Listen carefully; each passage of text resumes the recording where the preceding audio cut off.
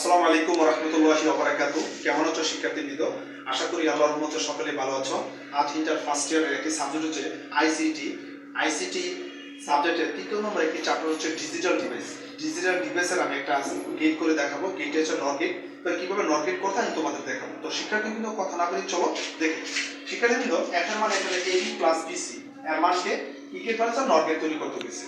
তো হ্যাঁ শিক্ষার্থীবৃন্দ একটা কথা মনে রাখতে হবে, নর গেট সবসময় ঝুঁকাকারে থাকে। নর গেট কি আকারে থাকে? ঝুঁকাকারে। ওকে, তো আমি প্রথমত আমি এই মানটা তুললাম AB প্লাস কি BC নর গেট, ঠিক আছে?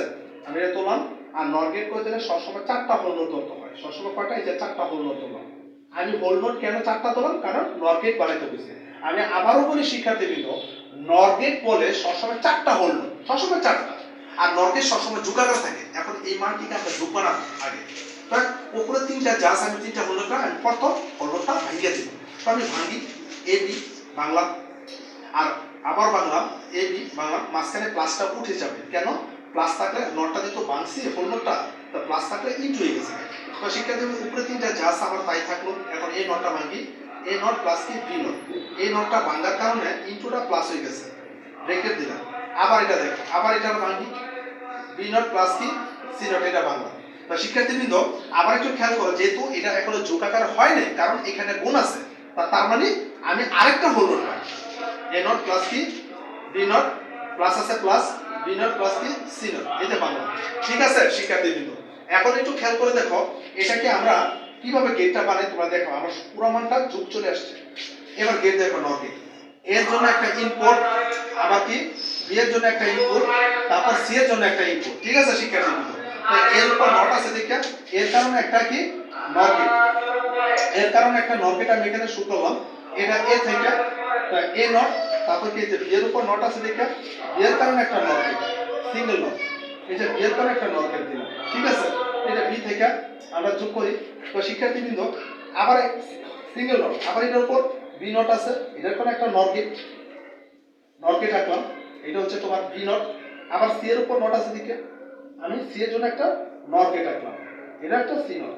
তো শিক্ষার্থীবৃন্দ এবার আসো এই একটা হোল নট, এই হোল নটটা এই দুটো গেটের উপর মডিফাই করতে, এটার জন্য একটা নট গেট,